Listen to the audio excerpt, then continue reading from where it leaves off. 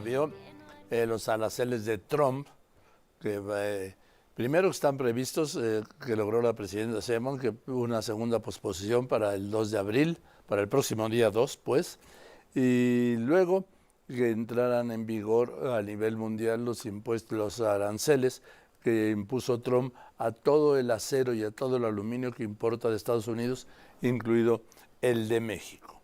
Bien, la OCDE, la Organización para la Cooperación y el Desarrollo Económico, dice que en caso de que entre en vigor estos aranceles contra México, pues vendría una recesión para este año y también para el año que viene, ¿sí?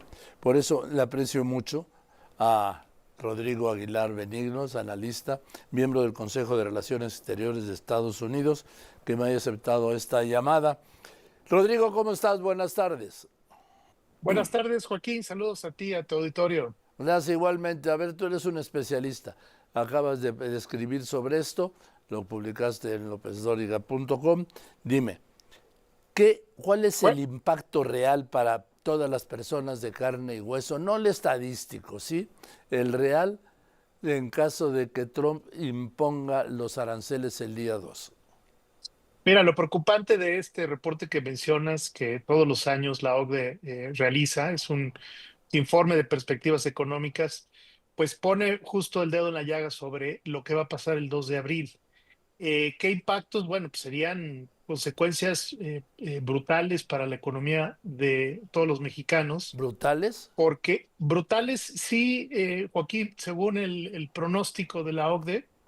Fíjate, hay una parte en la que menciona que en el supuesto de que se incremente no el 25%, sino el 10% de las tarifas en los productos, digamos, que no son commodities, como les llaman, es decir, electrodomésticos, todo esto, si solamente fuera el 10%, tendría una caída el próximo año la economía mexicana en términos reales de menos 1.3%.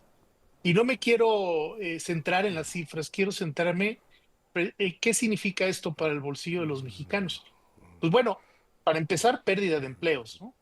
Porque se va a desacelerar, por supuesto, el tema de la economía, porque dependemos económicamente del comercio con Estados Unidos. El año pasado se generaron 800.000 millones de dólares de comercio, que es un dineral. Fíjense, nada más lo que comerciamos México con Texas representa casi todo lo que comercia Estados Unidos con 4 países de Europa y con Japón. Es decir, el dinamismo económico de la región norteamericana es muy importante, pero si vemos el reporte de la OCDE, el que más pierde con estos pronósticos va a ser México. ¿Por? Casi dos, bueno, porque ellos corren sus modelos económicos y en el caso de que se incremente el 10%, se prevé una disminución de hasta 1.3 en la economía del próximo año. Ahora, ¿qué ocurre el 2 de abril? Si el 2 de abril, que repito, puede ser nuestro 11 de septiembre, ¿no? No exagero al decir consecuencias brutales, porque precisamente nuestra economía depende de esto. La caída, por ejemplo, del consumo interno también se vería afectada, y ya no hablemos de las finanzas públicas, ¿no? Porque las finanzas públicas también van a tener pues, que enfrentar una posible recesión el próximo año.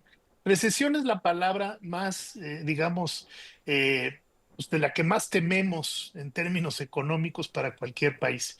Y hace 2 días la OCDE está diciendo que con ciertos pronósticos, ciertos modelos, si hay aranceles el 2 de abril, nada más del 2%, México entraría en un escenario de recesión el próximo año.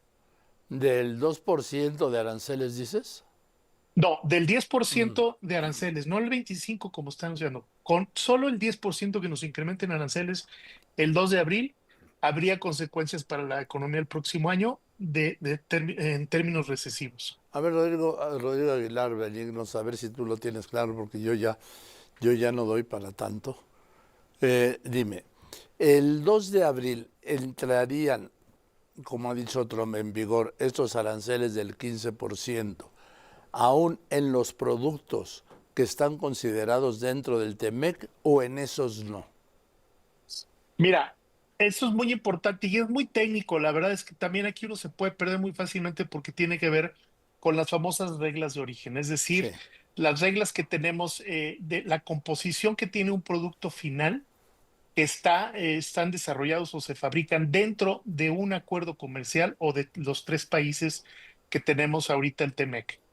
Entonces, lo importante es saber, no el 15, Joaquín, o sea, desde el 10% ya va a haber una afectación de casi todos los bienes que comerciamos con Estados Unidos. ¿Por qué? Porque más del 90% de lo que comerciamos está dentro del Acuerdo de Libre Comercio.